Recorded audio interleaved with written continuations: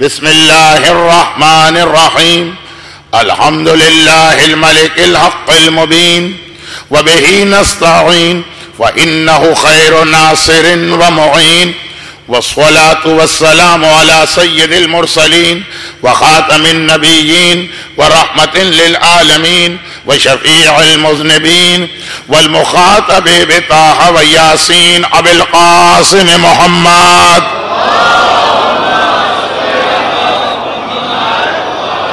وآله الطيبين الطاهرين المعصومين المظلومين المنتجبين الميامين المكرمين سيما على بقية الله في الأراضين وحجته على العالمين الإمام المنتظر والحجة الثاني عشر اللهم عجل فرجه وقرب زمانه وكثر انصاره وأهلك أعداءه ولعنة الدائمة على أعدائهم أجمعين أما بعد فقد قال الله الحكيم في كتابه الكريم بسم الله الرحمن الرحيم وتزودوا وقال سبحانه وتعالى ونحن نكتب ما قدموا وآثارهم وكل شيء أحصيناه في إمام مبين.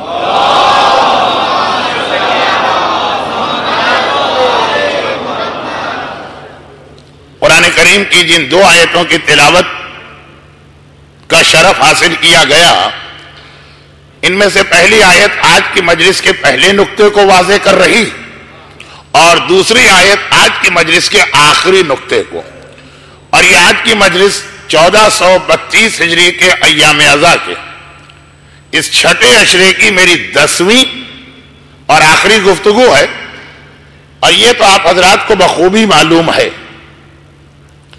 کہ میں 5 دن کا بیان کرنے آؤں، 10 دن کا بیان کروں، 15 دن گفتگو کروں، پورا مہینہ ماہ مبارک رمضان میں جہاں جہاں موضوع ہمیشہ پتہ نہیں کیوں نامکمل رہ جاتا، اور یہ موضوع تو تھا بھی اتنا بڑا کہ اگر اس کے خالی ایک مرحلے کو بھی ہم مکمل کر لیتے تو بہت بڑی بات تھی، لیکن ہم ایک مرحلے کو بھی مکمل نہ کر سکے۔ موت اور موت کے بعد جو مولا کے بہت ہی مشہور خطبے کا فقرہ، عباد اللہ ان ما بعد الموت اشد من الموت، موت تو خود دنیا کی سب سے طاقتور چیز ہے، جو کل ترتیب میں آپ نے دیکھا کہ 8ویں نمبر پہ آ رہی، بلکہ 9ویں نمبر پر، اور موت کے بعد تو اس سے بھی زیادہ شدید مراحل۔ فإن القبر اما روضۃ من ریاض الجنہ اور حفرۃ من حفر النار، قبر ایک ایسی جگہ ہے کہ یا جنت کے باغوں میں سے ایک باغ بنے گا یا جہنم کے گڑھوں میں سے ایک گڑھا بنے گا۔ لیکن موت کے مراحل میں پہلا مرحلہ ملک الموت کا آنا اور سکرات کی کیفیت، دوسرا مرحلہ قبر میں فشار کے اسٹیج کو طے کرنا، تیسرا مرحلہ منکر و نکیر کے سوال۔ اب اس میں ایک بحث ہے، بعض افراد کے لیے فشار پہلے ہے سوال بعد میں، جیسے کل سعد ابن معاذ کے بارے میں ایک ہلکا سا اشارہ آ گیا، اور اکثریت کے لیے سوال پہلے ہے فشار بعد میں، جیسے جناب فاطمہ بنت اسد کے واقعے میں ہے کہ ابھی پیغمبر نے قبر میں اتارا اور قبر بن کر کے کھڑے، ولدی کی لا جعفر ولا عقیل بل علی، کہ آپ کا بیٹا مگر جعفر تیار اور عقیل نہیں علی۔ اور جب لوگوں نے پوچھا کہ یا رسول اللہ اس جملے کا مطلب کیا، کہا کہ منکر و نکیر کے سوال کا مرحلہ آیا تو میں اپنی چچی کو، اب چچی کیا نہیں جانتی، لیکن ہمیں اور آپ کو یہ پیغام دینے کے لیے کہ اس مرحلے سے معصوم کے علاوہ ہر ایک کو گزرنا ہوتا، یہ سوال ہے منکر و نکیر۔ ماہ مبارک رمضان کی اہم ترین اور معتبر ترین دعا، ماہ مبارک رمضان میں جتنی دعائیں پڑھی جاتی وہ سب اتنی معتبر نہیں ہیں، جملے سے دھوکہ نہ ہو جائے۔ دعائیں اگر ذرا ضعیف حدیث میں بھی آ جائے تو اس کے پڑھنے کی اجازت بلکہ ثواب. لیکن اگر دعا طاقتور حدیث میں آ جائے تو کیا کہنا اس دعا کا؟ ابو حمزہ صومالی، دعائے ابو حمزہ صومالی، اب کی لسوال منکرین و نکیرین فی قبری. چوتھا امام روتے ہوئے کہہ رہا، یہ ابو حمزہ صومالی کی دعا، کہ میں اس مرحلے کو یاد کر کے رو رہا ہوں. اب کی بکا، میں اس مرحلے کو یاد کر کے رو رہا ہوں کہ منکر و نکیر جو قبر میں آ کے سوال کریں. جیسا کہ میں عرض کر چکا ہوں، یہ سوال و جواب ہی پر قبر کی باقی ساری زندگی کا دار و مدار. یہ تیسرا مرحلہ. اور پھر چوتھا مرحلہ فشار اور سوال کے بعد سے لے کے قیامت تک کا.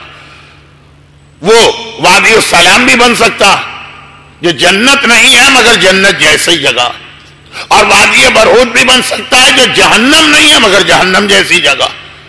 اور اس کے بعد پانچواں مرحلہ قیامت میں اپنی قبروں سے نکلنا. وہ بھی اتنا خطرناک مرحلہ ہے کہ یہ نامہ اعمال کے ساتھ میں ملنے والا. اب کی لخروج من قبری، دعائے ابو حمزہ صومالی کا فقرہ کہ میں رو رہا ہوں اس دن کو یاد کر کے جب قبروں سے مردوں کو نکالا جائے. چھٹا مرحلہ خود قیامت کے میدان میں 50,000 سال کھڑے رہنا. اور ساتواں مرحلہ عند الحساب، خالی کھڑا رہنا بھی 50,000 سال تک اس گرمی میں، اور پھر حساب کا مرحلہ. اور آٹھواں مرحلہ پھر پولیس صراط کا مرحلہ. اور نواں مرحلہ پھر جہنم کا مرحلہ.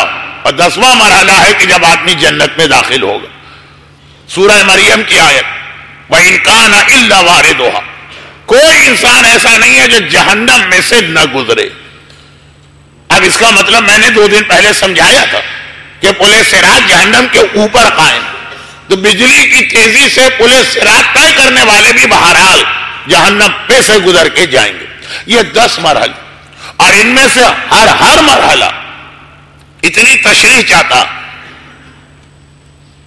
کہ میں اگر یہ سمجھ کے یہاں آیا ہوتا کہ 10 تقریروں میں 10 مراحل کو بتا دوں گا تو مجھ سے زیادہ نادان و ناسمجھ کوئی نہ ہوتا، تو پہلے سے ہی مجھے معلوم. لیکن ایک جملہ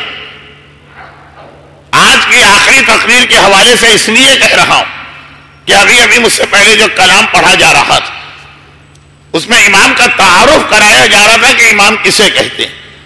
جہاں پہ ان کا بیان مکمل ہوا وہاں سے میرا بیان شروع ہوا. اور امام اسے کہتے ہیں جو دنیا، قبر اور آخرت ہر جگہ کے بارے میں ہمیں گائیڈنس اور ہدایت دیتا. وہ دنیا کے بارے میں بھی بتاتا ہے کہ کیا کرو گے تو فائدہ ہوگا اور کیا کرو گے تو نقصان. وہ قبر کے بارے میں بھی امام ہی بتاتا کہ قبر میں تمہیں فائدہ پہنچانے والی چیزیں کیا ہے اور نقصان پہنچانے والی کیا ہے. اور وہ قیامت کے بارے میں بھی امام ہی بیان کرتا. یہی وجہ کہ آج آپ حضرات ابھی شب جمعہ دعائے کمیل پڑھ کے آ رہے ہوں گے. کتنا زیادہ اس میں تذکرہ قیامت اور جہنم کا ہے. اور یہ دعا کس نے بتائی ہے؟ کہ امام معصوم نے بتائی. اور جیسا کہ میں ممبر پہ ایک جملہ اکثر کہتا ہوں، اور وہ اس لیے کہتا ہوں کہ میری عادت تو آپ کو معلوم ہے کہ جب کبھی کسی بھی عشرے میں آج والی رات شب جمعہ آ جائے تو اپنے موضوع کو ایک طرف روک کر کہیں 5 منٹ اور کہیں 55 منٹ شب جمعہ کے 3 پیغام بیان کرتا ہوں، تو اس میں ایک پیغام تو یہی موت کا. تو اس میں یہ جملہ آ جاتا کہ اب مولا الفاظ میرے ہیں، اگر ان کا چناؤ اچھا نہ ہو تو اس غلطی کو معاف کیجیے گا.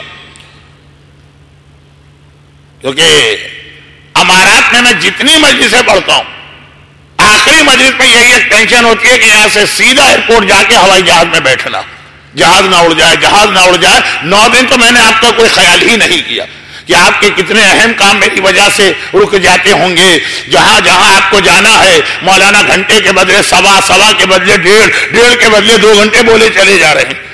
آخری مجلس میں مسئلہ میرا ہوتا. البتہ میرا مسئلہ بھی ان معنوں میں نہیں کہ مجھے اپنے گھر جانے کی جلدی، اب اس کے بعد بھی کسی اور ہی جگہ مومنین کی خدمت ہی کے لیے جا رہا ہوں، تو آخری مجلس میں وقت میرے پاس کم ہوتا. اس لیے جلدی یہ بات کہ مولا معلوم ہے کہ پوری نہج البلاغہ میں نے لوگوں کو موت یاد دلائی. لیکن کون پڑھتا ہے؟ نہج البلاغہ کھولتے ہیں، 2 صفحے پڑھتے ہیں، تبرک کے طور پہ چوم کے شیلف پہ رکھ دیتے ہیں۔ تو اب وہ خطبے جن کے بارے میں مولا کو معلوم ہے کہ وہ تو ضرور پڑھے جائیں گے، اب جب یہ مومن سنے گا کہ مولا نے ایک ایسا معجزے والا خطبہ اور فی البدیع ارشاد فرمایا جس پورے خطبے میں لفظ الف کہیں نہیں، اور وہ جو ایک بحث ہو رہی تھی عربوں میں، ایسے ہی خطبہ ارشاد نہیں فرمایا، عرب بیٹھے ہیں، بحث ہو رہی کہ عربی زبان الف ایک ایسا حرف ہے جس کے بغیر تو ایک جملہ کہنا مشکل ہے، اور مولا نے کہا ایک جملہ، اسی موقع پہ پورا خطبہ ارشاد فرمایا۔ تو اب مولا کو معلوم معجزے کے خطبے کی وجہ سے ہر مومن اسے پڑھنے کی کوشش کرے گا۔ پورے خطبے کا موضوع بنا دیا موت، پورے خطبے کا پیغام بنا دیا موت، پورے خطبے کے اندر موت کے مختلف مراحل مومن پڑھ رہا معجزے کی وجہ سے کہ خطبہ دیکھے تو صحیح جو میرے مولا نے بطور ایجاز اس انداز سے پڑھا، لیکن جب وہ خطبہ دیکھے گا تو ہر منزل پہ اسے موت یاد دلائی جا رہی۔ وہ خطبہ کسی صادق حسن نے نہیں کہا ہے کہ ان کو تو سوائے موت کے کچھ آتا ہی نہیں ہے، وہ خطبہ علی ابن ابی طالب نے کہا ہے جو امام برحق ہے۔ وَتَزَوَّدُوا، امام اپنے تمام فضائل کے بعد وہ سارے فضائل جو ابھی آپ نے مجھ سے پہلے والے مسدس میں سنے، ان تمام فضائل کے باوجود ماننے والوں کو یاد دلا رہا ہے کہ مرحلہ موت کا سامنا تمہیں کرنا ہے، میں امام ہوں، میرا کام یہ ہے کہ تمہیں پہلے سے پیشگی بتا دوں کہ کیا کیا مشکلات آنے والی۔ چنانچہ قرآن کریم کی اسی آیت کو وَتَزَوَّدُوا، سامان سفر جمع کرو، مولا کی اس مشہور حدیث کے اندر اس طرح مولا نے سمو دیا۔ ایک کل والی حدیث جب مولا نے کہا کہ قبر کے مردے اگر بولے تو اپنی زبان سے کہیں گے وَتَزَوَّدُوا، اے زندو سامان لے کے آؤ، فَإِنَّ خَيْرَ الزَّادِ التَّقْوَىٰ، یہ قبر کے مردوں کے حوالے سے کہا، اب اپنے حوالے سے۔ یہ علی کے لیے کوئی تھوڑی مرحلے، یہ علی کے لیے کوئی تھوڑی مسئلے، لیکن ہمیں اور آپ کو بتانے کے لیے۔ حاکم، اب یہ روایت میں پڑھ نہیں رہا، وقت نہیں۔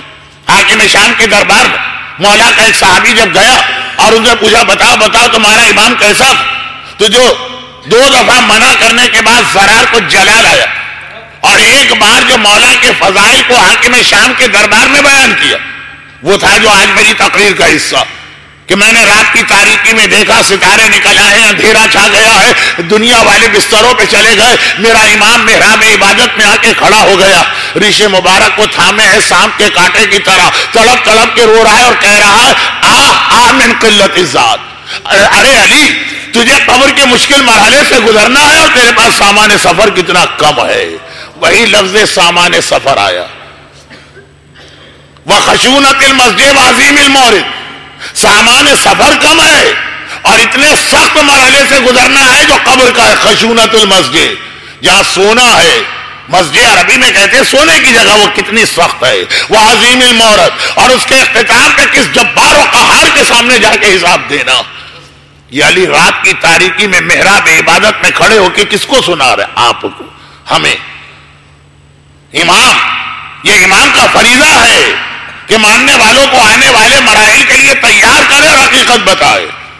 اور وہی لفظ آیا قلت الزاد جو قرآن نے تقوی کے حوالے سے استعمال کیا، یہ علی کے لیے تو نہیں ہو سکتا۔ علی تو نہیں کہہ سکتے کہ میرے پاس سامان سفر کم، جس کی ایک نماز کی یہ حالت ہو کہ پاؤں سے تیر کھینچو تو پتہ نہ چل سکے، جس کے روزے کی یہ حالت ہو کہ 3 روزے رکھے اور سورہ دہر قصیدہ پڑھتا ہوا نازل ہو، جس کی زکوٰۃ کی یہ حالت ہے کہ حالت رکوع میں زکوٰۃ دے اور آیہ ولایت نازل ہو جائے، جس کے جہاد کی یہ حالت ہے کہ لا فتح الا علی لا سیف الا ذوالفقار کہنا پڑے، جس کے ایک عمل کی یہ فضیلت ہے کہ یوم الخندق ضربت علی افضل من عبادت الثقلین، وہ تو نہیں کہہ سکتا قلت الذات۔ یہ ہمارے اور آپ کے لیے کہا جا رہا، مگر کیوں کہا جا رہا؟ اس لیے کہ یہ مراحل حق اور حقیقت۔ لیکن جو میں نے کل کی مجلس میں ایک جملہ کہا کہ امام خالی مشکل نہیں بتاتا، اس کا حل بھی بتاتا۔ چنانچہ اب میں اپنی مجلس صحیح مانو آج کے عنوان پہ شروع کر رہا ہوں، قبر میں کام آنے والا اہم ترین عمل ہونے کی، یہ تو ایک الگ پورا عشرہ. 12 سال پہلے میں نے حسینیہ زہرا میں پڑھا بھی تھا. خالی اتنے سے جملے کی وضاحت قبر میں کام آنے والی نیکیاں. آج آپ نے دیکھا ہوگا میں نے لفظ بدل دیا, پلورل استعمال نہیں کیا, سنگولر استعمال کیا. قبر میں کام آنے والی اہم نیکی, چھوٹی سی روایت. اور پھر ابھی بات چلے گی. ویسے ہی آج شب جمعہ یعنی موت کو یاد کرنے کی رات. آیت اللہ العظمی آغا ناصر مکارم شیرازی اس روایت کے ناقل.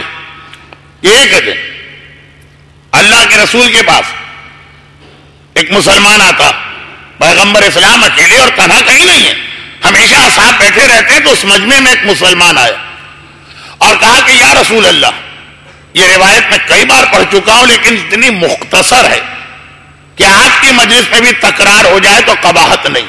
آج کی مجلس جس میں میرے پاس وقت بہت کم. یا رسول اللہ, اگر مجھے یہ پتا چل جائے کہ کل ملک الموت میرے گھر آنے والا ہے, میرے پاس صرف ایک دن, صرف میرے پاس زندگی میں 24 گھنٹے باقی بچے, تو یہ بتائیے میں کون سا ایسا عمل کروں کہ جب دنیا سے جاؤں تو سب سے زیادہ ثواب لے کے جا رہا ہوں, سب سے زیادہ میرے پاس سامان سفر جمع ہو چکا ہو. اچھا, وہ ایک الگ فقہی مسئلہ جو رسول خدا کے زمانے میں عام طور پہ پیش نہیں آتا کہ اگر کسی پر واجبات کا بہت بڑا بوجھ ہے اور موت اسے نظر آئے تو پہلے تو واجبات کی ادائیگی کرنا, لیکن جو ایک نارمل مومن ہے کہ اپنے ہر واجب کو وقت پہ ادا کرتا, اب وہ یہ چاہتا ہے کہ میں قبر میں جاؤں تو اس حالت میں جاؤں کہ میرے پاس ثواب کا اور نیکیوں کا سب سے بڑا ذخیرہ ہو.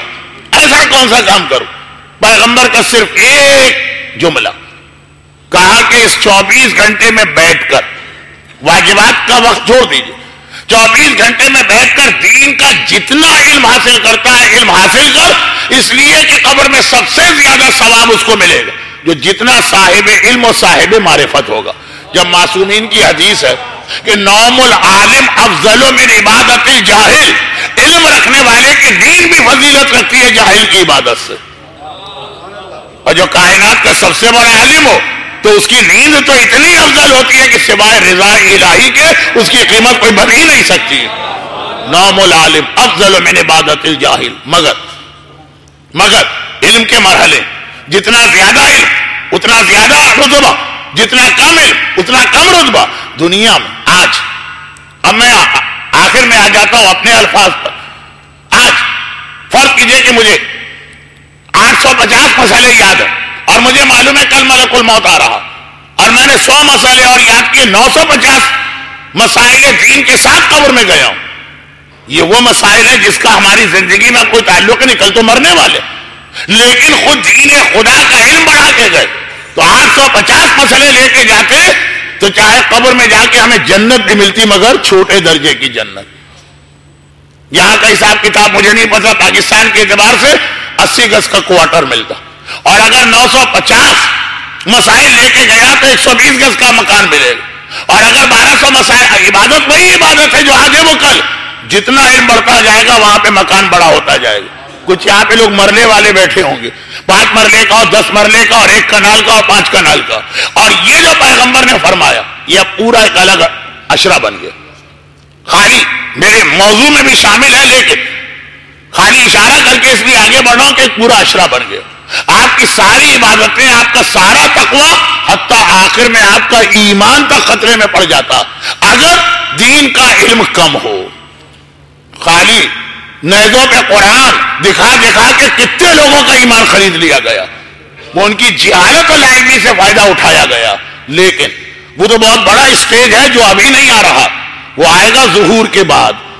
پورا ایک الگ عشرہ ہے. ابھی تو صرف اتنی سی بات کے مثلا قبر کے مرنے والے کو ہم سب سے زیادہ فائدہ پہنچا سکتے ہیں, پہلی رات بھی اور آج کی رات بھی.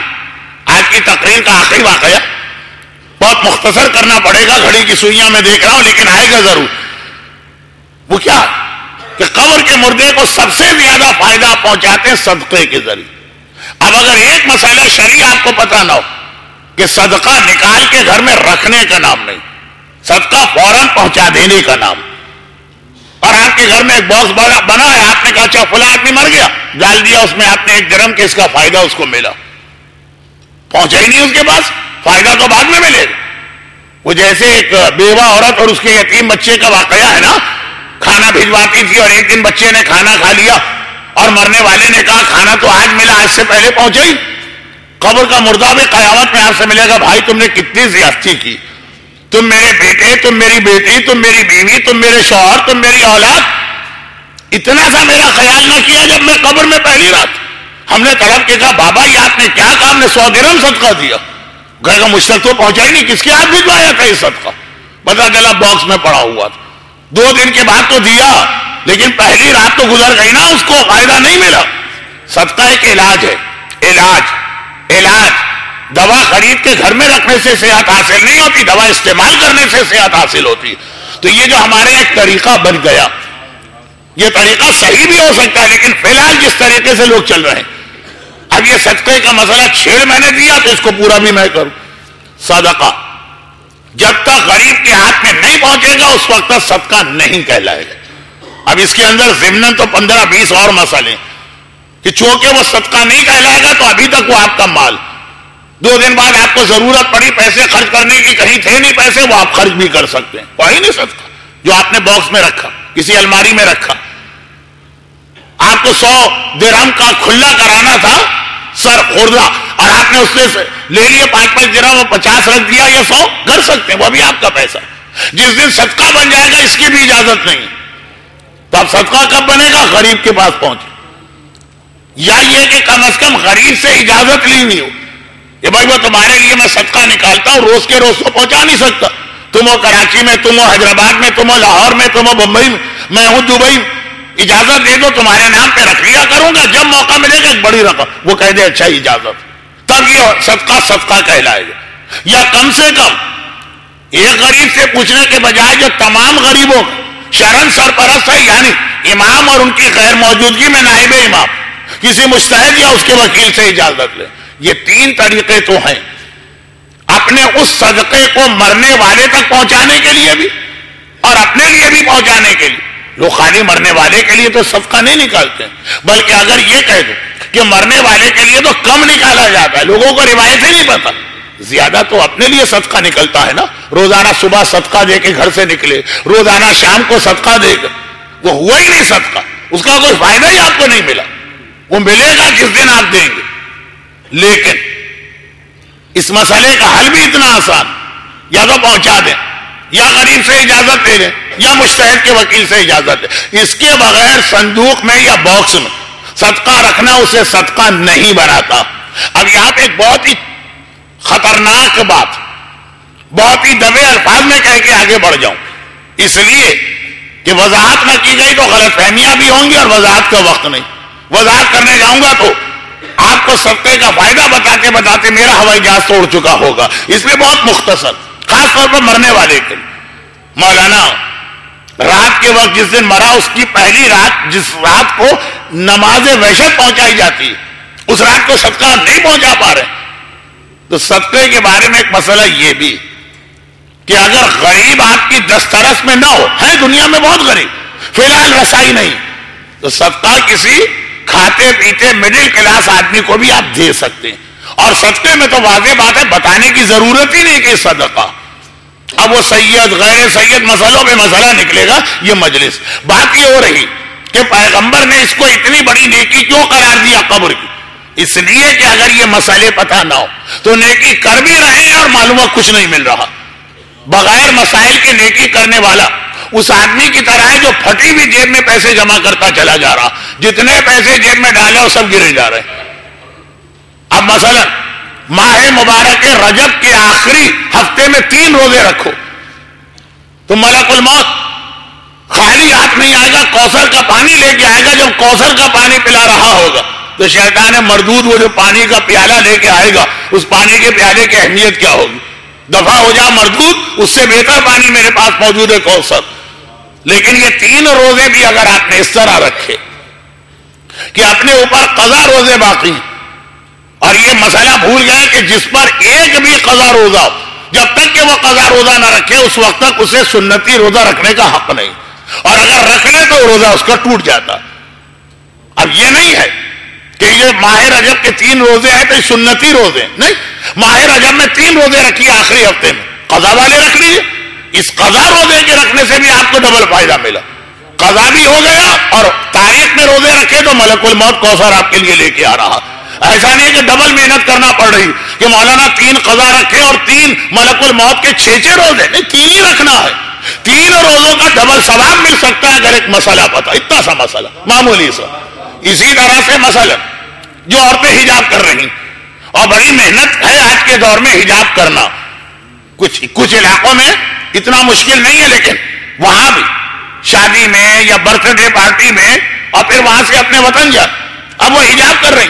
اگر اتنا مسئلہ ان کو نہیں معلوم کہ حجاب سر پہ دوپٹے یا اسکارف کے ڈالنے کا نام نہیں, حجاب کا مطلب یہ ہے کہ سر کا ایک ایک بال چھپا رہے, ہاں چہرہ کھلا رہے تو کوئی حرج نہیں.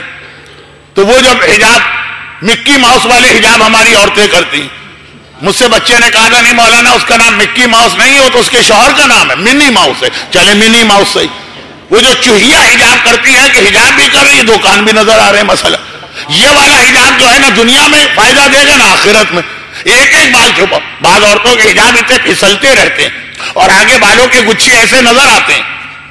اب کچھ تو واقعا پہنتی اسی طرح سے ہیں کہ حجاب بھی ہو جائے حسن بھی نمایاں ہو جائے, لیکن بعض لا علمی کی وجہ سے حجاب پہننا ہے تو اس طرح پہنے کہ قبر کے اندر وہ فائدہ. اب یہ ساری چیزیں پرانی کچھ تقاریر, پرانی سے مطلب کوئی 5 سال پرانی نہیں, اس عشرے کی پہلی 8 مجالس, اس میں کچھ نامکمل باتیں تھی جو آج مکمل ہو رہی. لیکن اگر ہم نے ان مسائل کی جانب توجہ نہ دی تو قبر کے مرحلے کا سامنا تو کرنا پڑے گا. گھر والے نماز وحشت بھجوانے پہنچی نہیں ہم تک. مولانا نے تو کہا تھا کہ یہ نماز وحشت تو اس طرح پہنچتی ہے جیسے وہ فلاں کمپنی آپ کا ایکسچینج پہنچا دیتی ہے 1 سیکنڈ میں اور 1 منٹ میں, یا منٹ تو کیا 50 سال ہو گئے مردے کو انتظار کرتے ہوئے. کہہ کے گیا تھا گھر والوں سے صدقہ بھی دیا ہوگا, نماز وحشت کہاں کھو گئی. وہ کھو گئی جہالت کے ایک مسئلے کی بنیاد پر.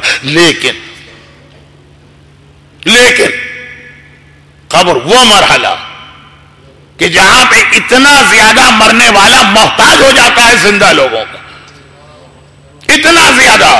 بچہ بھی اتنا محتاج نہیں ہے, نیو بورن بیبی اپنی ماں اور باپ کا, جتنا قبر کا مردہ محتاج ہے کہ یہی لوگ اس کی مدد کرے تو کرے, کیونکہ قبر ہے بڑا مشکل مرحلہ.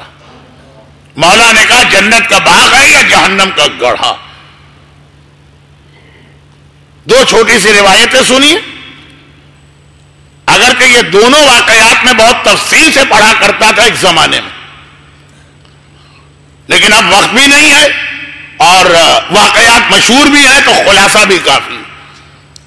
ہندی شہزادے کا واقعہ ہمارے ان تمام علماء نے لکھا جو اس واقعے کے بعد سے آج تک, یہ تقریباً 150 سال پرانا واقعہ, 150 سال میں جس عالم نے بھی موت کے حوالے پہ قلم اٹھایا اس نے یہ واقعہ ضرور لکھا, چاہے وہ شہید دست غیب شیرازی کتاب برزخ میں ہو اور چاہے وہ شیخ عباس قمی کتاب منازل الاخرہ میں ہو. جتنے بھی علماء, بہت تفصیلی واقعہ ہے. جنہوں نے نہیں سنا ان کو تو مزہ ہی اس وقت آئے گا جب تفصیل سے سنے, لیکن جو سن چکے ہیں ان کا وقت جو ضائع ہو بہت ہی مختصر. ہندوستان کا ایک شہزادہ نجف اشرف میں آیا. یہ شیخ عبد الطاہر خراسانی کا واقعہ نہیں پڑھو, دوسرا نجف کا واقعہ. نبی اور امام یقیناً صاحب برکت ہوتے ہیں, لیکن ان کی برکتوں کا یہ مطلب نہیں ہے کہ جہاں پر وہ ہے وہاں کوئی عذاب ہی نہیں ہوگا. بھئی وہ رسول کا واقعہ یا امام کا واقعہ. چلے میں رسول کا ایک واقعہ یہاں پہ ملا دوں. مسجد النبوی میں پیغمبر بیٹھے, باب رحمت سے ایک نوجوان داخل ہوا, بس سارے مجمع نے اس کو جگہ دی. ہر سال میں سمجھاتا ہوں کہ باب رحمت کہتے کسے اور اس جملے کا مطلب کیا ہوتا ہے کہ جیسے ہی باب رحمت سے کوئی آیا سارا مجمع ہٹ جاتا. اب اس وقت بتانے کا وقت بھی نہیں ہے اور ہر سال سننے والا مجمع. باب رحمت, یہاں رک کے ایک بات میں ایسی کہہ دوں کہ اگرچہ پہلی مجلس میں جو اعلان کیا تھا وہ آخری مجلس تک ایز اٹ از ہے, کہ چونکہ یہ میرا شارجہ کا فی الحال آخری عشرہ, یعنی آخری سے مطلب یہ ہے کہ یہاں امام بارگاہ میں تو مجلسیں رہیں گی, اگلے سال مجھے آنے کا کوئی امکان نظر نہیں آ رہا. لیکن جو لوگ شروع مجلس میں آتے ہیں ان کو پتا ہے نا, 2 دن سے برادر محترم صابر صاحب مجھے ممبر پہ آنے سے پہلے کمرے میں لے جاتے ہیں, اور یہی ان کی درخواست ہوتی تھی کہ مولانا کسی طرح سے اپنے اس فیصلے پہ نظر ثانی کرے. اور میں نے ان سے یہی کہا کہ میں کیا کروں, اگلے سال میں سارے وعدے کر کے آیا, میرے ہاتھ کٹ چکے ہیں, وعدہ خلافی میں کروں تو یہ بہت مشکل. اب یا تو جا کے ان کو سمجھاؤں جن کے کہ بھائی شارجہ کے مومنین بہت تڑپ رہے ہیں, مجھے نہیں پتا تڑپ رہے ہیں کہ نہیں تڑپ رہے, لیکن انتظامیہ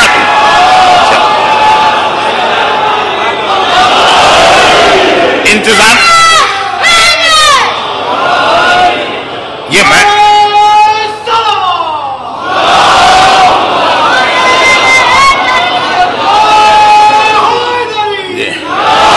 مولا کے فضائل بھی بیان کیے.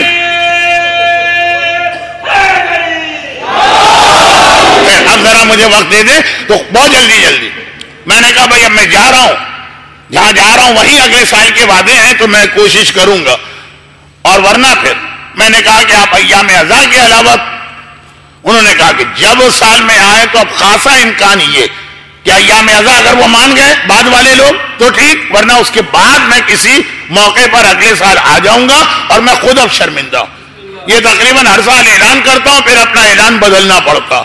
یہ ہمارے یہاں فلمی ستاروں کی خاصیت ہوتی ہے کہ ہر بار ریٹائرمنٹ کا اعلان کر دیتے ہیں تاکہ ذرا ان کی ڈیمانڈ بڑھے, ان کے نخرے بڑھیں اور سب کچھ ہو. تو میرے تو جو نخرے ہیں وہ انتظامیہ سے پوچھ لیجیے ہے کوئی نخرے میرے, لیکن یہ واقعاً میں پچھلے سال میں نے حتمی وعدہ کیا تھا کہ زندہ رہا تو اس سال آؤں گا, یہی صورت تھی, لیکن میں راضی کر لیا میں نے دوسرے انتظامیہ کو, یعنی دوسرے ملکوں کی. اس سال میں ابھی نہیں کہہ سکتا تو حتمی وعدہ نہیں, لیکن انشاءاللہ کچھ امید کی کرن ہے میرے اور انتظامیہ کے لیے, اور آپ کے جذبے نے بتایا آپ کے لیے بھی. پھر بھی اس سال یہ مجلسیں جو مکمل کر کے ہی جانا. پیغمبر باب رحمت, تو باب رحمت جنہوں نے کبھی نہیں سنا اس سے پہلے, تو چونکہ اب آئندہ سال کی ایک امید ہو گئی, اس وقت بتاؤں گا. آج تو وقت ہاتھ سے نکل گیا, لوگوں نے راستہ دیا.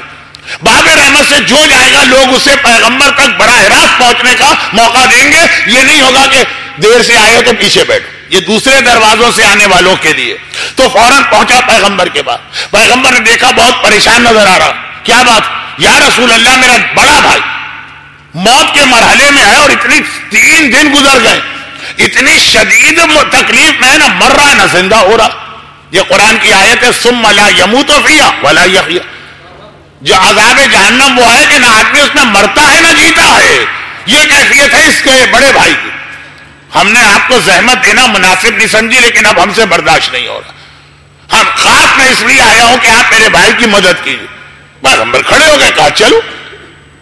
مدینہ کون سا بہت بڑا شہر تھا, کہا جاتا ہے کہ آج کی مسجد جو ہے پرانے زمانے کا پورا مدینہ. پیغمبر نکلے, برابر کی گلی میں اس کے گھر میں گئے, دیکھا واقعا اس کا بھائی بڑی تکلیف میں ہے. پورا چہرہ اس کا جو ہے وہ مسخ ہو چکا ہے, زبان لٹک کے آ چکی ہے, آنکھیں پھٹی ہوئی ہے, ایک عجیب اس کی کیفیت, ہاتھ پاؤں سارے مڑے ہوئے تکلیف کی شدت سے. پیغمبر کو لایا گیا ہے کہ اس کے لیے ذرا مدد کر. پیغمبر آئے بھی اسی لیے ہیں. اس کی حالت دیکھی, چھوٹے بھائی سے کہا کہ یا رسول اللہ, اس کی اپنی بیوی بچے اور میں, ہم یہاں تک اب کہہ رہے ہیں کہ اگر یہ زندہ نہیں ہو سکتا مر جائے. آج کا تو بھائی دوسرے بھائی کے بارے میں کہے گا مر جائے, لیکن یہ 1400 سال پہلے کا زمانہ, بیوی بھی کہہ رہی ہے کہ تکلیف برداشت نہیں ہوتی, کم از کم اگر یہ مرے تو تکلیف سے تو نجات پائے گا. پیغمبر نے کہا نہیں, یہ موت بھی نہیں آئے گی اس کو. کہا یا رسول اللہ تو پھر آپ کچھ کریں. کہا کہ نہیں, ایسے مرنے والے کے معاملے میں ہم بھی دخل نہیں دیتے. یہ نہیں کہا کہ ہم دخل دے نہیں سکتے, دے سکتے ہیں, اختیار ہے, اولا بھی تصرف ہے, لیکن ہم دخل دیتے نہیں. یا رسول اللہ کیسا مرنے والا؟ کہ اس کی حالت یہ بتا رہی ہے کہ اس کے والدین اس سے ناراض, یا اس نے اپنے باپ کو ناراض کیا, یا اس نے اپنی ماں کو ناراض کیا. صرف یہی حالت ہوتی ہے جو اپنے والدین کو ناراض کرتا ہے. کہا کہ ہاں یا رسول اللہ یہ بات تو صحیح ہے, کچھ ایسے مسئلے ہوئے تھے کہ ماں بہت ناراض تھی, لیکن کچھ تو کیجئے. پیغمبر نے کہا نہیں, پہلے اس کی ماں کو راضی کرنا ہوگا. اچھا یہی باپ کا بھی مسئلہ, لیکن اب یہ جملے کی بھی ایک پوری تفصیل ہے, وقت نہیں. پیغمبر نے فرمایا کہ میں دخل ہی نہیں دیتا ایسے معاملے میں جو باپ اور ماں کے نافرمان اولاد کا مسئلہ، آقے والدین کی کہیں پہ کوئی بخشش و شفاعت نہیں ہے. تو یا رسول اللہ ہم سے اپنے بھائی کی حالت نہیں دیکھی جا رہی. کہا کہ ماں زندہ ہے؟ کہا ماں زندہ ہے. کب بلا کے لا. ماں آ کے اپنے بیٹے کی حالت دیکھے جو غیروں سے نہیں دیکھی جا رہی اور پھر بھی مطمئن بیٹھے. کہا یا رسول اللہ اس نے مجھے اتنا ستایا اور تنگ کیا. پوری زندگی بھی بتائی کہ کس طرح میں جوانی میں بیوہ ہوں، اس کی خاطر میں نے اپنی ساری جوانی گزار دی اس کی، اور جب جوان اور طاقتور وہ کیسے اس نے مجھ پہ ظلم کی. پیغمبر نے کہا لیکن اب تو جو ہو گیا اس کی حالت دیکھ رہی.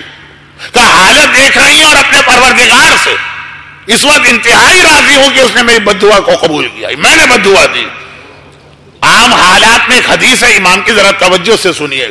عام حالات، اس کا مطلب یہ نہیں کہ بچے اس حدیث پہ عمل کریں. کہا کہ ماں کی بددعا سے اتنا نہ ڈرنا جتنا باپ کی بددعا سے ڈرنا، کیونکہ ماں جب بددعا بھی دیتی ہے تو خالی زبان سے دیتی ہے، دل سے کبھی نہیں دیتی بددعا. اس وقت بھی وہ کہتی ہے کہ میرا بیٹا شاد و آباد رہے. باپ ہے کہ اگر اس نے اس کو ناراض کیا اس کی بددعا اس کے دل کی گہرائی سے نکلتی. مگر یہ ماں اتنی ناراض، وہ واقعے میں تفصیل بھی ہے کہ آخر کیا پرابلم تھے، کوئی بھی پرابلم، بہرحال ماں کو ناراض کیا. پیغمبر چھوٹے بھائی کی جانب مڑے اور کہا کہ افسوس جب تیری ماں ہی نہیں مان رہی.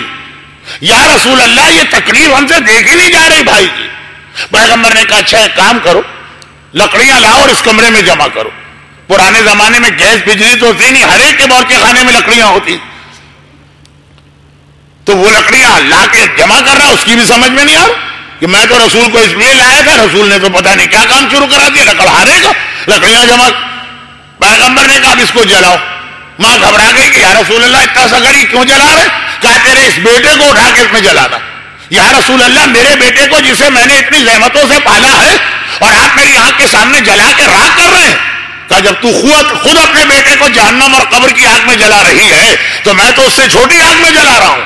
گھبرا کے کہا یا رسول اللہ میرا یہ نازوں کا پلا ہوا بیٹا آگ میں جلے گا؟ کہا اس سے سخت آگ میں جلے گا. کہا میں نے معاف کیا، میں نے معاف کیا، میں نے معاف کیا.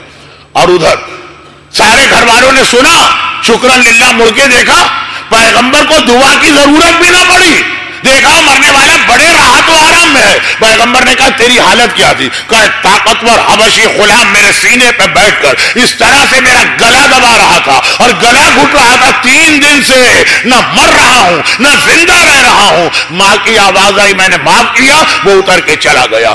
رسالت موجود ہے، پیغمبر کے بابرکت قدم موجود ہے، پیغمبر کا وجود کمرے میں موجود ہے، لیکن والدین کا نافرمان و آنکھ. ایک ہی موقع پہ والدین کی نافرمانی کی اجازت ہے، لیکن وہ بھی بدتمیزی کے ساتھ ہے.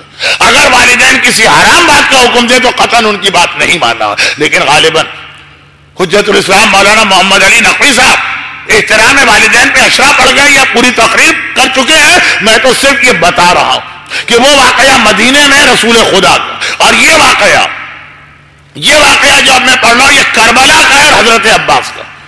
ایک دم سے میں نے جو واقعہ شروع کیا تھا اس کو بدلا، کیونکہ پیغام دونوں واقعات کا ایک ہی. اور یہ واقعہ جو اب میں پڑھ رہا ہوں یہ بھی میں نے کئی دفعہ پڑھا، بلکہ شاید یہی کئی دفعہ پڑھا، اس سے پہلے والا تو بہت کم پڑھا. مدینہ وجود رسول کے ساتھ کچھ گناہگار ایسے ان کو فائدہ نہیں ہوتا. کربلا وجود معصوم کے ساتھ کچھ گناہگار ایسے جن کو فائدہ نہیں، ان میں کیے. شیخ عباس قمی اپنے استاد مرزا حسین نوری جن کا ذکر کل آیا، جنہوں نے نجف سے کربلا کی پیدل زیارت کی بنا اسلام میں رکھی، ان کے حوالے سے نقل کرتے ہیں کہ ان کے ایک دوست تہران کے رہنے والے حوضہ علمیہ میں تعلیم حاصل کرنے کربلا آئے. قوم کے حوضے کو بنے ہوئے تو 90 سال ہوئے، ابھی 100 بھی نہیں ہوئے. پہلے زمانے میں ہمارا حوضہ یا نجف ہوتا تھا یا کربلا. تو اب یہ وہ زمانہ ہے جب حوضہ کربلا میں. میرے پاس وقت نہیں ہے مرزا علی صاحب ریاض کے فضائل بتانے کا. اس وقت مرجع جہاں جا کے بیٹھ گیا وہ جگہ حوضہ ہوتی.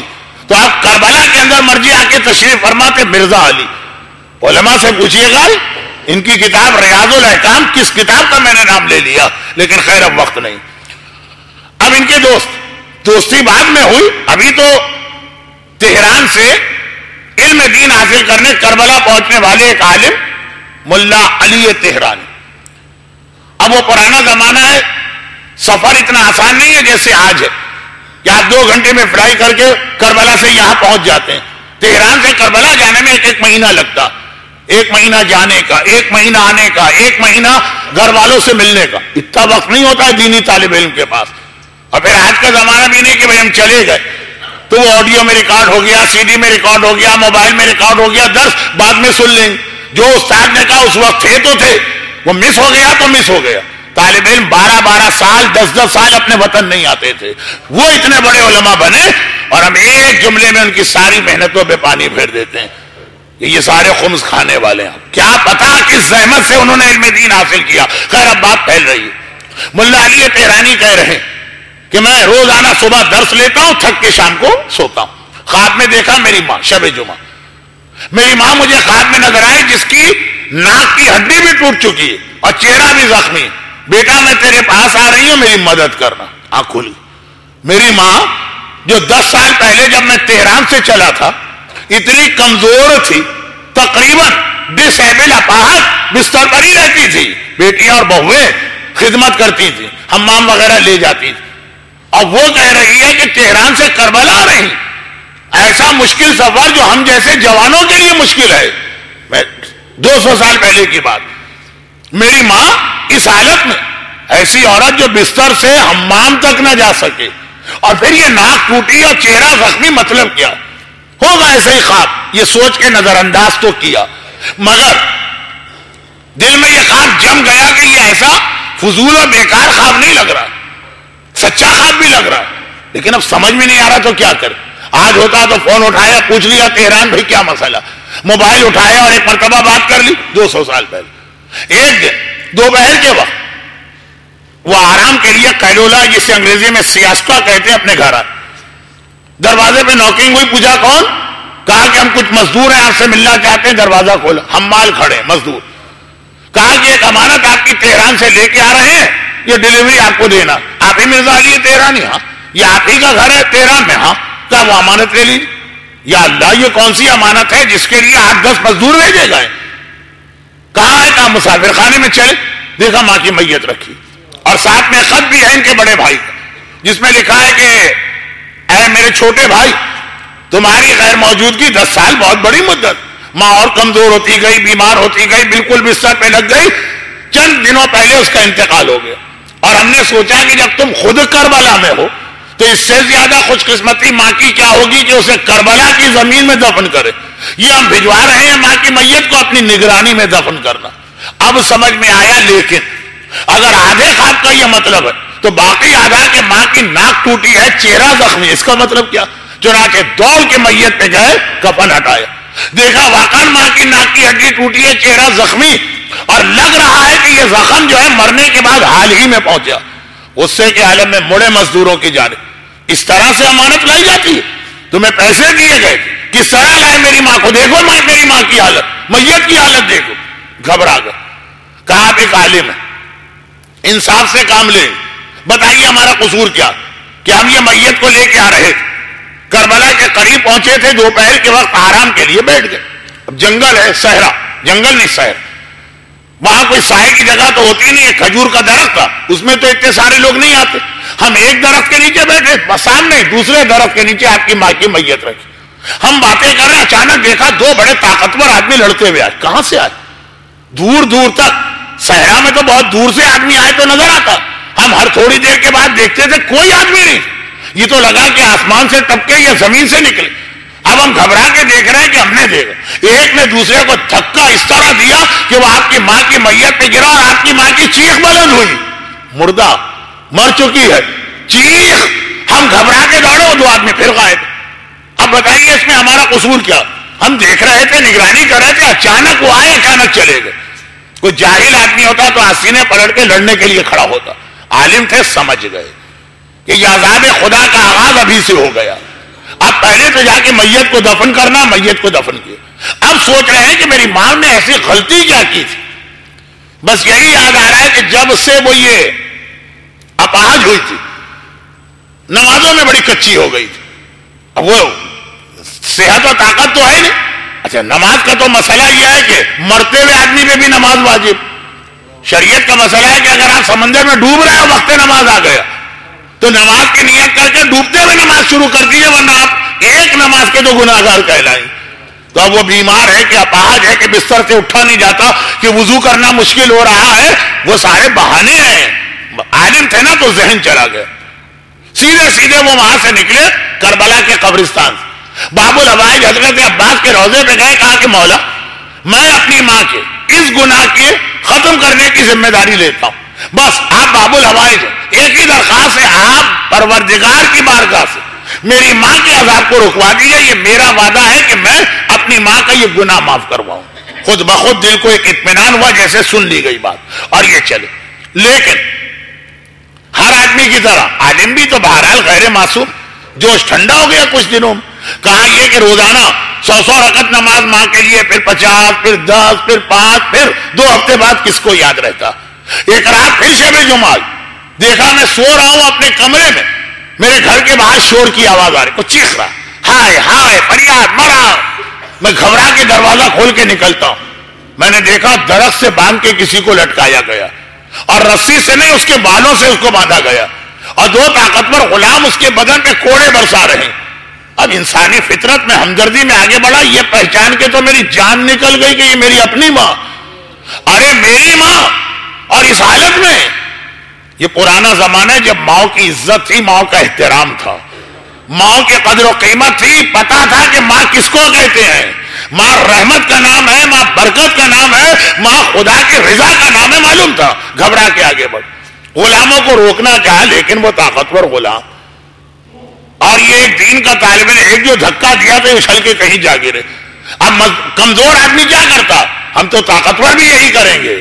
کہا کہ اے غلاموں، تمہیں نہیں پتا یہ مولا عباس کا شہر ہے، ابھی جا کے فریاد کرتا ہوں تمہارے خلاف۔ غلاموں نے کہا مولا عباسی کے غلام، ابھی ہمیں بلا کے کہا تھا کہ ایک بیٹا مجھ سے وعدہ کر کے گیا تھا، اور میں نے اس کی وجہ سے آگے اللہ سے وعدہ کیا تھا، خدا بندہ اس کے عذاب کو میری وجہ سے روک لے، میرا وعدہ اس کا گناہ معاف ہوگا۔ وہ پلٹ کے ہی نہیں آئے، شرمندگی مجھے ہو رہی ہے، معصوم فرماتے ہیں۔ یہ تو حضرت عباس ہے نا، معصوم فرماتے ہیں شیعتنا لا تکونوا علینا شینا، اپنے گناہ کر کے ہمارے لیے شرمندگی کا سبب نہ بننا، تمہارے گناہ دیکھ کر لوگ یہ نہ کہیں ان کا امام بھی ایسا ہی ہوگا۔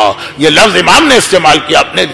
جناب عباس کہہ رہے خدا سے میں نے وعدہ کیا، خدا سے میں نے اس بیٹے کے کہنے پر ذمہ داری لی، اب یہ وعدہ پورا نہیں کر رہا، چاہے خدا پوچھے کہ نہ پوچھے۔ عباس غیرت مند، باپ کے غیرت مند بیٹے کا نام ہے۔ کسی نے کہا کہ لیکن مولانا سمجھ میں نہیں آتا، غلطی بیٹے کی ہے تو سزا ماں کو کیوں مل رہی؟ ماں کو سزا نہیں مل رہی، ماں کو وہی عذاب مل رہا جو اس کو ملنا چاہیے تھا اس بیٹے کے بغیر بھی۔ بھائی بے نمازی کا عذاب ملنا چاہیے تھا، اتنے دن رکا رہا۔ اب ایک بار جب غلاموں نے یہ کہا تو گھبرا گئے، خواب دیکھ رہے لیکن بہرحال ایسا خواب کہ دل بھی کہہ رہا، اور آخری جملہ سیدھے جناب عباس کے روضے میں آئے، کہا مولا عباس اب مجھے اپنی غلطی کا احساس ہوا ہے، میں نے ذمہ داری لی اور اسے پورا نہیں کیا، مولا اب میں اپنی ماں کی ساری قضا نمازوں کی ذمہ داری آپ کو دیتا ہوں۔ یہ کہے کہ اپنے کرتے کی جیب میں ہاتھ ڈالا، پیسے نکالے، خواب میں گنے اور زری میں ڈال دی، اور آنکھ کھل گئی، آنکھ کھل گئی۔ شب جمعہ کربلا میں بیٹھے، سمجھ میں نہیں آئے خواب کے آخری ٹکڑے کا مطلب کیا، باقی سب سمجھ میں آ رہا، یہ پیسے نکالنا، زری میں ڈالنا، وہ گن کے بھی زری میں ڈالنا، سمجھ میں نہیں آئے۔ خیر چھوڑو مسئلے کو، پہلے ماں کی جان چھڑوانا۔ سوچا کہ اگر پھر میں نے ذمہ داری لی اور پھر میں بھول گیا تو میری ماں پھر عذاب میں مبتلا ہوگی، اس دفعہ تو میں نے دیکھ لی، اگر آئندہ یہ خواب خدا نے مجھے نہیں دکھایا تو ماں تو کوڑوں کا نشانہ، عالم تھے، اب تو یہ مسئلہ یہ بچہ بھی جانتا۔ کہا کہ ذمہ داری اپنے کندھوں پر ہی نہ رکھو، صبح صبح جاؤ، ان گھر سے نکلے اس زمانے کے مرجے، اور اتنے عظیم مرجے مرزا علی صاحب ریاض، ان کے یہاں پہنچے اور کہا کہ یہ ذمہ داری میں آپ کو دینا چاہتا ہوں، ماں کی قضا نمازیں آپ ادا کروا دیجیے۔ اب حساب کتاب شروع ہوا آفس میں، کتنے پیسے بنتے ہیں قضا نمازیں پڑھوانے۔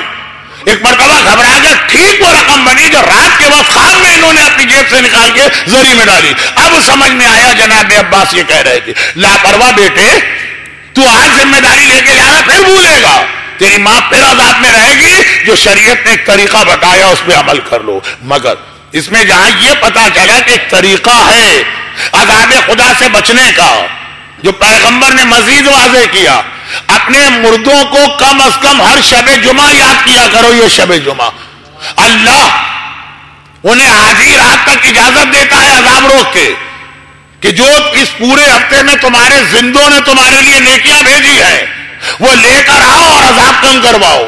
اور آدھی رات کے بعد اجازت دیتا ہے کہ اگر نیکیاں نہیں آئی ہیں تو جاؤ اپنے رشتہ داروں کے گھر میں اور نیکی مانگ کے لاؤ. پیغمبر کہتے ہیں آدھی رات سے فجر تک تمہارے گھر کے اوپر تمہارے مرنے والوں کی روحیں تڑپ تڑپ کے تمہیں پکارتی ہیں، اے ہمارے زندہ رشتہ داروں 2 رکعت نماز پڑھ دو، چاہے وہ ہدیہ میت کی نماز کیوں نہ ہو، اس سے بھی اتنا عذاب تو کم ہوگا. کچھ راہ خدا میں دے دو، چاہے ایک رومال ہی دے دو، تمہارا کچھ نہیں بگڑے گا، ہمیں اس کا بھی فائدہ ملے گا. اور دوسری جانب یہ بھی پتا چلا کہ حکم خدا اور شریعت پہ عمل کروانا یہ امام کی ذمہ داری.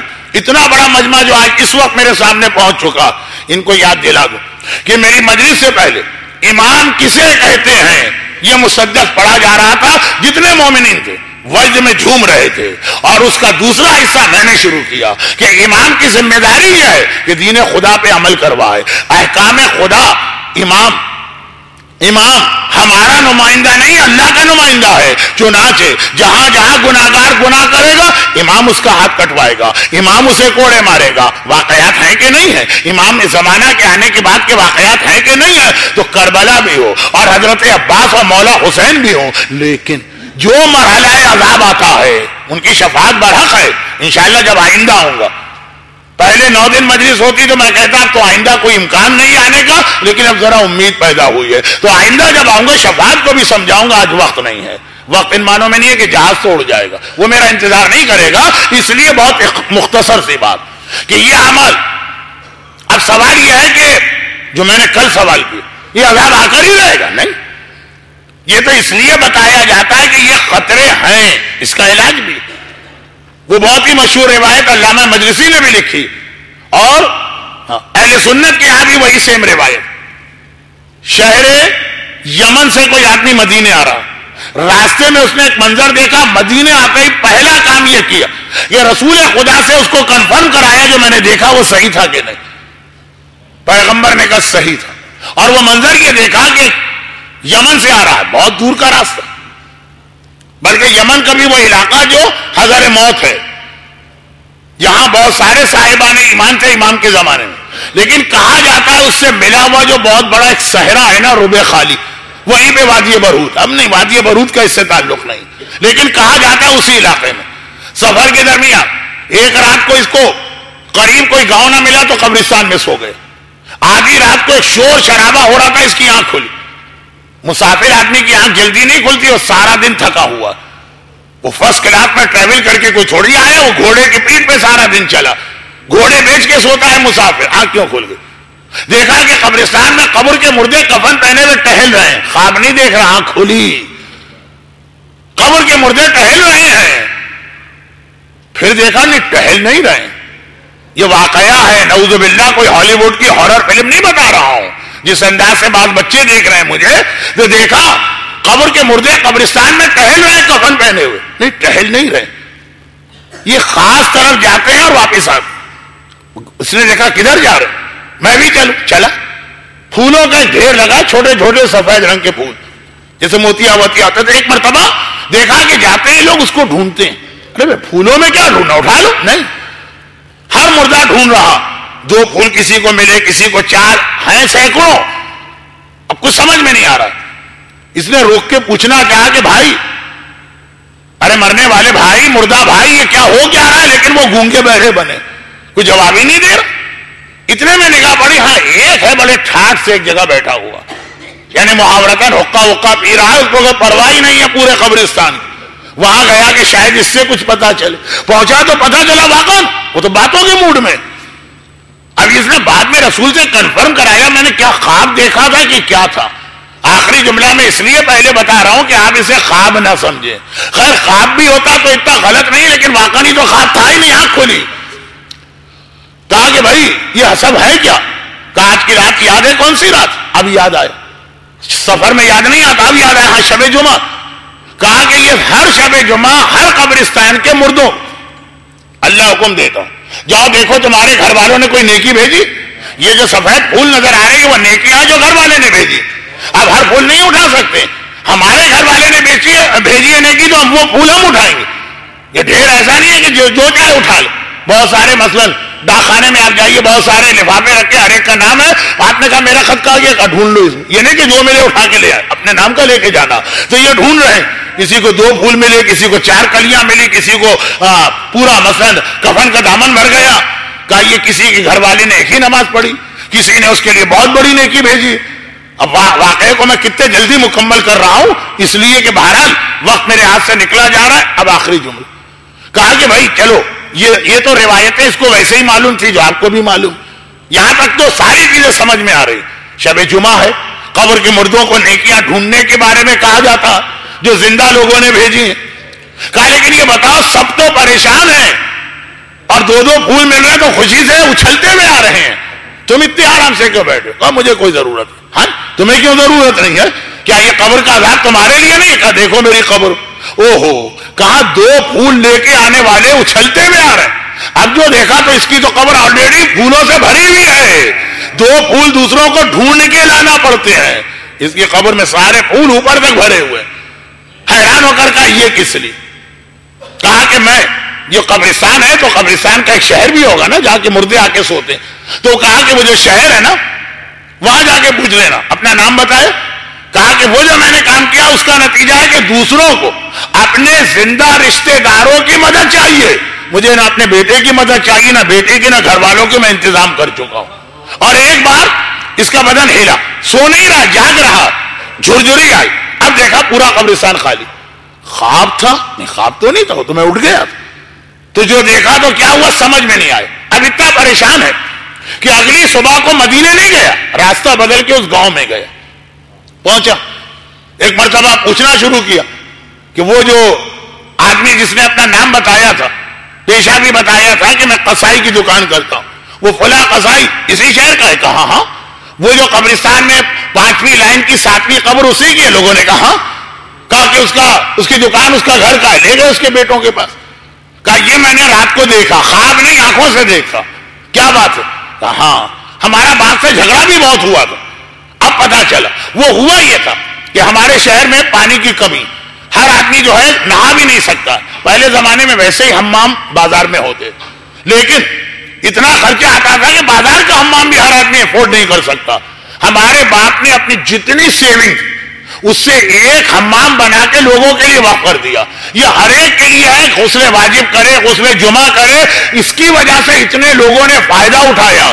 اور ہم لڑتے تھے, بابا یہ آپ کا مسئلہ نہیں ہے, وہ جانے, ان کا غسل جانے, ان کی طہارت جانے, آپ اپنا پیسہ وہاں کیوں لگا رہے؟ 2 دکانیں اور خرید لیجیے, 3 مکان اور خرید لیجیے, 4 20 مرلے کے 2 کنال کے کوٹیاں اور بنا لیجیے.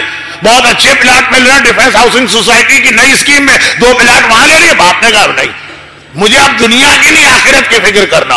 ہمیں کیا پتا تھا کہ اس کا اتنا فائدہ ہوگا. اب یہ پلٹ کے مدینے آیا. یا رسول اللہ یہ جو میں نے دیکھا, کیا دیکھا؟ پیغمبر نے کہا تم نے صحیح دیکھا. نحن نکتب ما قدموا وآثارهم, ہم ہر آدمی کی زندگی کے عمل بھی لکھتے ہیں, اور جو نیکیاں وہ اپنے بعد چھوڑ کے جائے اسے بھی اس کے نامہ اعمال میں لکھتے ہیں. جو نیکیاں زندگی میں کر کے گیا, ادھر مرا, اس کا نامہ اعمال مکمل بند کر کے فرشتوں نے دے دیا آگے کے فرشتوں کو. اور جو کوئی ایسی نیکی چھوڑ کے گیا جس کا فائدہ اس کے مرنے کے بعد بھی لوگ اٹھا رہے. اور پھر پیغمبر نے فرمایا 3 نیکیاں ایسی ہیں جو مرنے کے بعد بھی سب سے زیادہ فائدہ پہنچاتی ہیں. ولد صالح یدعو لہ, ایسا نیک اور دیندار بیٹا چھوڑ کے جاؤ جو تمہارے لیے دعا کرے. علم ینتفع بہ, کوئی ایسا علم چھوڑ کے جاؤ جس سے عوام فائدہ اٹھا رہے ہیں. اور صدقۃ جاریہ, نیکی کا ایسا کام کر کے جاؤ کہ جس سے لوگوں کو فائدہ ملے اور تمہاری قبر میں وہ فوراً پھول بن کے, راحت بن کے, برکت بن کے آتا رہے. تو اب یہاں پہ رک کے ایک بات میں کہوں, اس نے لوگوں کی ظاہری طہارت کا انتظام کیا کہ میل ہے تو میل دور ہو جائے، حمام بنایا، غسل جنابت واجب ہے تو اس نے غسل جنابت کا انتظام کیا، یہ ظاہری طہارت والے کو اتنا ثواب ملا۔ اور اگر کوئی شخص کسی روحانی طہارت کے نظام میں حصہ لے، جہاں روح پاک و پاکیزہ ہوتی ہے، جہاں صاحبان ایمان اس کے ایمان کو جلا ملتی ہے، تو ایک آخری اعلان کر دوں، امام بارگاہ علی رضا شارجہ، آپ کو معلوم ہے تکمیل و تعمیر کے مختلف مراحل میں ہے۔ قبر کے اندر جب ایک عام دنیاوی میل اتارنے والے حمام کے بنانے کا اتنا ثواب ہے، تو اگر روحانی طہارت والا امام بارگاہ جو بن رہا ہے، جہاں ذکر خدا ہوگا، جہاں ذکر امام ہوگا، جہاں پہ وہ تینوں چیزیں جمع ہو جائیں گی جو رسول نے الگ الگ بتائی، وہاں پہ وہ تربیت ہوگی کہ آپ کے بیٹے صالح بن کے نکلیں گے، وہاں سے وہ علم پھیلے گا جس سے لوگ فائدہ اٹھائیں گے، اور وہاں آنے والے جب اپنے آپ کو بدل کے نکلیں گے تو اس سارا ثواب کس کو ملے گا؟ ہم کو ملے گا اس 1 درہم کا جو ہم نے اس امام بارگاہ کی تعمیر میں کسی مرحلے میں ڈالا، ہمیں ملے گا اس 50 فلس کا۔ اللہ کے یہاں مقدار نہیں دیکھی جاتی، جذبہ دیکھا جاتا ہے۔ تو اب کتنا بہترین ایک موقع آپ کے لیے ہے اپنی قبر کے اہتمام کا۔ اس وقت ایک آخری اعلان کر کے مصائب پہ آ رہا ہوں، اپنے ہمارے والنٹیئر بچے آپ کے درمیان آ رہے ہیں، یہ والا ڈونیشن جو آج ہے یہ صرف تعمیرات کے اندر استعمال کیا جائے گا، وہی لوگ اس میں حصہ لیں جو تعمیرات میں حصہ لینا چاہتے ہیں۔ جو 2 دن پہلے اعلان تھا وہ تھا روزانہ کی مجالس، نیاز، تعمیرات سب کے لیے مشترکہ، تو یہ لوگ تو آپ حضرات کو وہ دعوت دے رہے ہیں اپنی قبر کی تیاری کی، لیکن یہ ساری چیزیں اپنی جگہ، قبر میں درود سے بہتر کوئی چیز کام نہیں آتی۔ باقی لوگ اس دوران درود بھیج دیں محمد والے محمد۔ کربلا کا کوئی فائدہ نہیں ہے، تو میں 3 دفعہ وہ جملہ پڑھ چکا حاجی علی بغدادی کے واقعے میں، امام زمانہ نے فرمایا امان امان امان، اللہ نے امان دی ہر قسم کی عذاب سے اس کے لیے جو قبر حسین کا ظاہر بن کے آتا۔ کل آپ نے 8ویں امام کی امان سنی، 8ویں امام نے ضمانت لی ہے 3 جگہوں پر، حسین نے ضمانت لی ہے ہر مشکل مرحلے پر، دنیا ہو کہ آخرت ہو۔ البتہ کئی روایتوں کا ایک جملہ ہے جو وقت نہیں ہے میرے پاس، آج میں مسائل کم پڑھوں گا، پورے اشرے میں میں نے مسائل بھی بہت پڑھے۔ ایک جملہ جو قبر حسین کی زیارت کرے اس کے لیے بھی یہ لفظ ہے، جو مصائب حسین پہ گریہ کرے اس کے لیے بھی لفظ ہے، عارفن بحق ہی، شرط یہ ہے کہ حق حسین کی معرفت رکھتا ہو، پھر زیارت کے لیے آئے تو دیکھیں اس کا کیا درجہ، حق حسین کی معرفت رکھتا ہو، پھر آنسو بہائے تو دیکھیں اس کے آنسو کتنے قیمتی۔ معرفت ہونا چاہیے، بدون معرفت، اب میں یہ جملہ بہت توہین آمیز ہے کہنا نہیں چاہتا، بدون معرفت ہو، 2 بڑے اہم موقعوں پر بھی آنسو بہائے گا، کوئی فائدہ ہوا ان آنسوؤں کا؟ حسین جب کربلا میں اصغر کو لے کے آئے لشکر یزید رو رہا، اور یہ صرف حسین کی مظلومیت اور اصغر کے مصائب پہ رو رہا، اس کو کسی اور رلانے والے نے نہیں رلایا، ایسا رونا جو ہمارے ساتھ گھبرا گیا۔ میں پلٹ کے اسی پہ آتا ہوں، اور سجاد نے جب جمعے کے دن، آج شب جمعہ ہے نا، جب جمعے کے دن خطبہ دیا، اس خطبے نے یزیدیوں کو رلا دیا، کوہرام بپا ہو گیا دربار میں۔ وہ دربار کیا، جامع مسجد، دیکھیے یہ وہ یزیدی بیٹھے تھے مسجد میں جن پر یزید کو اتنا بھروسہ تھا، یہ اتنا آنکھیں بند کر کے میری پیروی کرتے ہیں کہ اگر میں کسی کو نماز کے لیے لاؤں اور گلے میں توق، ہاتھوں میں ہتکڑی، پاؤں میں بیڑی ہو، تو ایک آدمی کھڑا ہو کے نہیں کہے گا یزید کم از کم نمازی کے تو ہاتھ پاؤں کھول دے، یہ اتنے میری عقیدت میں اندھے ہیں۔ یہ بڑی ہمت کی بات ہے کہ یزید سجاد کو لے کے آیا بھرے مسجد میں، دربار کو سمجھ میں آتا ہے، مسجد میں نماز کے لیے لایا، نہ ہتکڑی کھولی نہ بیڑی کھولی، اتنا بھروسہ یزید کو اپنے مجمع پہ۔ مگر وہ بھی تو خطیب منبر سلونی کا پوتا امام برحق ہے، ایک بار کہا یزید تیرے خطیب کو جو کہنا تھا کہہ دیا، مجھے اجازت ہے ممبر پہ جاؤں؟ اچھا امام کیا اجازت کا محتاج؟ یہ ممبر کیا یزید کا ہے جو پوچھ لیں؟ نہیں، مجمع کو بیدار کرنا ہے۔ ایک مرتبہ تمام تاریخوں میں دیکھیے اس سے پہلے کہ یزید کچھ کہے، مجمع کہتا ہے کہ ہم اس کو سننا چاہتے ہیں، اب اس کو ممبر پہ جانے کی اجازت ہے، پھر بھی امام نے یزید کا انتظار نہیں کیا، ممبر پہ گئے، اور وہ عظیم الشان خطبہ دیا جس نے یزیدیوں کو رولا دیا. وہ یزیدی جو ابھی تک یزید کی اتنی حمایت میں تھے، مگر کیا ان کا یہ رونا قیامت میں ان کے کام آئے گا؟ عارفاً بحقہ، معرفت کے ساتھ روتے تو ان کے آنسو بھی رومال زہرا میں جمع ہوتے. اور کیا خطبہ دیا! آپ حضرات تو سمجھ بھی نہیں سکتے. یہ ہم جیسے لوگ کچھ سمجھتے ہیں، طالب علم جو ممبر پہ آتے ہیں، خطبے کے جملے تو خیر آپ کی سمجھ میں آئیں گے، جو مجھے جانتا ہے سو جانتا ہے، جو نہیں جانتا تو اپنا تعارف کرا دو. انا ابن محمد المصطفیٰ، انا ابن علی المرتضیٰ، انا ابن فاطمہ الزہرا. میں محمد مصطفیٰ کا بیٹا ہوں، میں علی مرتضیٰ کا وارث ہوں، میں فاطمہ زہرا کا لخت جگر ہوں، میں کعبے کا صفا اور مروہ کا مالک ہوں، میں اس کا بیٹا ہوں جسے پیاسا ذبح کیا گیا، میں اس کا بیٹا ہوں جس کا سر پس گردن سے جدا کیا گیا. خطبہ دے رہے ہیں، روتے جا رہے ہیں. یہ معرفت والے رو رہے ہیں، وہ بے معرفت رو رہے تھے.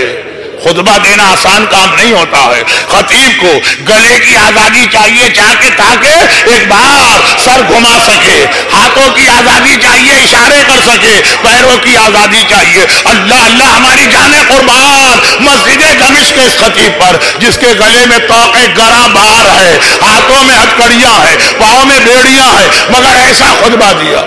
یزید گھبرا گیا، مؤذن سے کہا اقطع کلامہ، ارے جلدی سے اذان دے کے اس کا کلام کاٹ دے. اور ایک بار مؤذن کی اذان کو بھی تبلیغ کا ذریعہ بنایا. اے یزید، اشہد ان محمد رسول اللہ، یہ تیرے جد کا تذکرہ ہو رہا یا میرے جد کا تذکرہ؟ بس آخری جملہ کہتا ہوں اور آج کی مجلس اور یہ عشرہ مکمل ہوا. ہاتھ جوڑ کے کہتا ہوں فرزند رسول الثقلین، میں آپ کے مصائب کو کم نہیں کر رہا، مگر ایک بات بتا دیجئے، آپ کا کلام بھی کاٹا گیا اذان کے ذریعے اور آپ کے بابا کا کلام بھی کاٹا گیا، مگر ہرملا کے 3 بھائی کے ذریعے تیر کے ذریعے سے آقا آپ کا خطبہ مکمل نہ ہوا، مگر مؤذن کی آواز. حسین کا خطبہ مکمل نہ ہوا، وہ 3 بھائی کا تیر چلا، خون کا فوارہ بلند ہوا، آسمان کو خون پھینکنا چاہتے ہیں، آسمان تھرا گیا. مولا یہ خون نہ ہے، زمین پہ پھینکنا چاہتے ہیں. حسین نے چہرے پہ مل لیا، انکار آسمان کو ہے، راضی زمین نہیں، اصغر تیرے لہو کا ٹھکانہ کہیں نہیں.